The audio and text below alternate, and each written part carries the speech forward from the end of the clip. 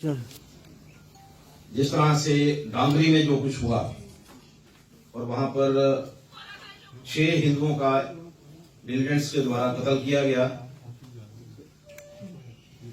मैंने अपनी तरफ से प्रेस नोट भेजा था एक श्रद्धांजलि का।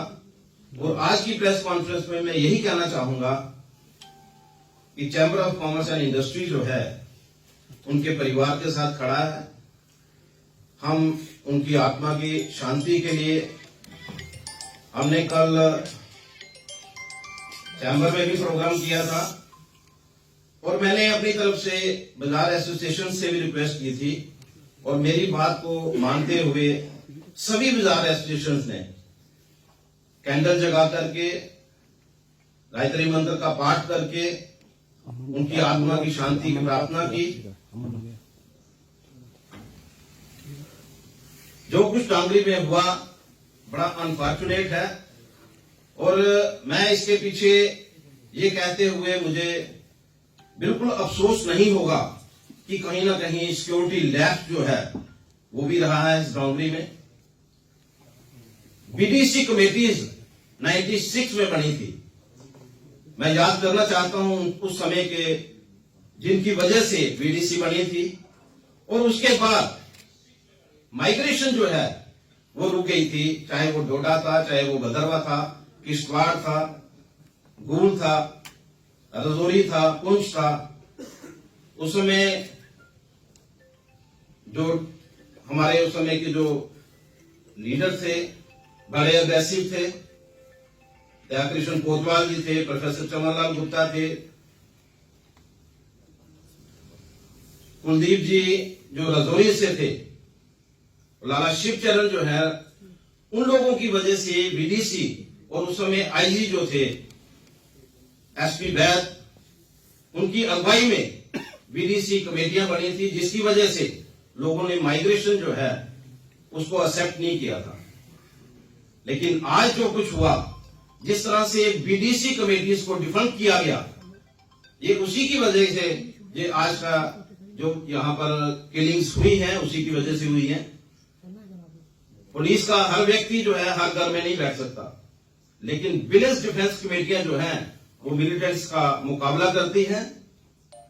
जरूरत है कि किस तरह से हम लोग जो है उनको रिवाइव कर सके, बीडीसी मेंबर को स्ट्रेंथन कर सके, जो इस समय जो वेपन्स हैं उनको दे करके, ताकि वो अपनी रक्षा के साथ साथ उस बॉर्डर का भी वो रक्षा कर सकते हैं। तो मुझे लगता है कि गवर्नमेंट से जो चूक हुई है, और सबसे पहले तो मैं ये कहना जरूर चाहूंगा कि पहले दिन किलिंग हुई और वो जो एरिया है वो सिक्योरिटी फोर्सेस ने अपने अंडर ले लिया, लेकिन सेकंड डे फिर से जिस तरह से आईडी से ब्लास्ट हुआ और 2 बच्चियां जो है, एक बच्चा और एक बच्ची जो है उसके शिकार हुए, बड़ा अनफॉर्चुनेट था। मैं ये जरूर कहना चाहूंगा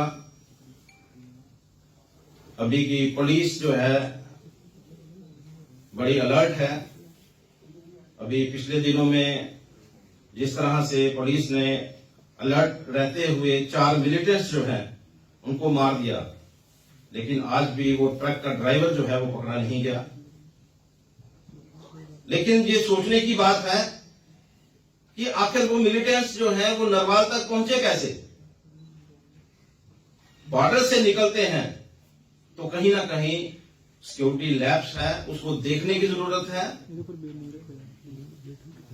बहुत सारे लोग हैं हमारे पुलिस डिपार्टमेंट ने जिन्होंने मिलिटेंट्स जब थे एक्टिव, उस समय फ्रंट लाइन में रहते हुए मिलिटेंट्स को मारा भी है, उनको खदेड़ा भी है।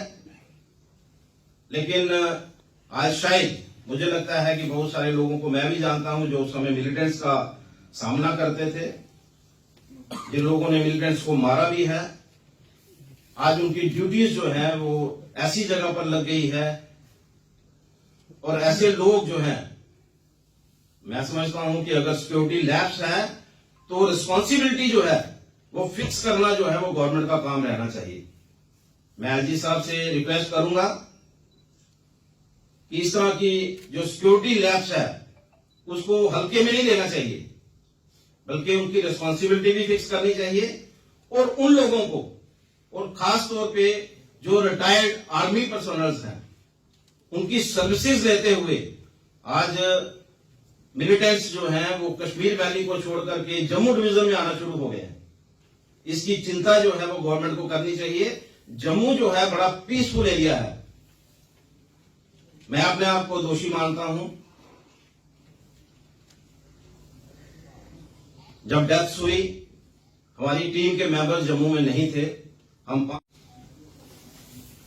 मैंने अपनी तरफ से प्रेस नोट भी दिया और जहां की जम्मू जो सोसाइटी है, सिविल सोसाइटी, उसमें एक मीटिंग जो है वो कॉल की गई।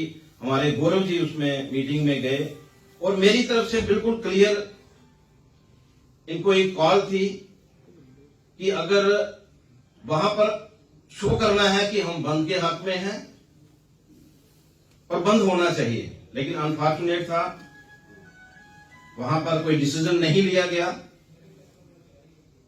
अगर मैं यहां पर होता तो शायद जम्मू बंद होता, लेकिन मुझे अफसोस है उन सिविल सोसाइटीज पे जो अपने आप को हिंदुओं का रखवाला मानते हैं, लेकिन हिंदुओं की किलिंग के बाद भी वो नहीं जागते। तो मुझे इस चीज का सख्त अफसोस है। आने वाले दिनों में मुझे कुछ अफसोस अपने आप पे भी है, लेकिन मैं ये जरूर कहना चाहूंगा, आगे हम लोग जो हैं सिविल सोसाइटी की तरफ देखते थे इस तरह की सिचुएशन में, लेकिन आने वाले समय में हम लोग जो है डिसीजन अपने आप में करेंगे। हम सिविल सोसाइटी के साथ मिलकर के कोई डिसीजन नहीं करेंगे और हम अपनी तरफ से ये डिसीजन करेंगे। और मैं वार्न करना चाहता हूं गवर्नमेंट को भी कि अगर रिस्पॉन्सिबिलिटी फिक्स नहीं की गई और उन लोगों को ड्यूटीज पे नहीं लाया गया जो मिलिटेंट्स के अगेंस्ट खड़े हैं, तो आने वाले दिनों में जम्मू में बहुत मुश्किल होगी। कहीं ऐसा ना हो कि कश्मीर की मिलिटेंसी खत्म होते होते जम्मू में पहुंच जाए। मैं एक बार फिर आप सबका धन्यवाद भी करना चाहूंगा कि अपने बड़े मिनिमम पीरियड में आकर के यहां पर, और मैं आपको ये बताना चाहता हूं कि हमारी बाजार एसोसिएशन जो है, सभी बाजार एसोसिएशंस ने, जैसे ही मैंने कल आकर के सभी को बोला कि अपने अपने एरिया में कैंडल मार्च कीजिए, वहां पर उनको श्रद्धांजलि दीजिए। और मैं यहां पर हमारे पास हर बाजार की फोटोज भी हैं, आप देख सकते हैं। लेकिन आने वाले दिनों में हम लोग जो है सिविल सोसाइटी पे डिपेंड न करते हुए हम खुद डिसीजन करेंगे। इस तरह की किलिंग्स को बर्दाश्त नहीं किया जाएगा। धन्यवाद। देखिए ये इसका जवाब सिविल सोसाइटी दे सकती है। मुझे ये लगा क्योंकि ये जो इशू था ये था हिंदुओं की किलिंग का, और उस किलिंग्स के बदले में जो हमारी जो ऑर्गेनाइजेशंस हैं, जिनको मैं सिविल सोसाइटी का नाम देता हूं, ये उनका फर्ज बनता था कि वो आगे आते और बंद की कॉल देते। उन्होंने नहीं दी। हमें सख्त अफसोस है इस बात।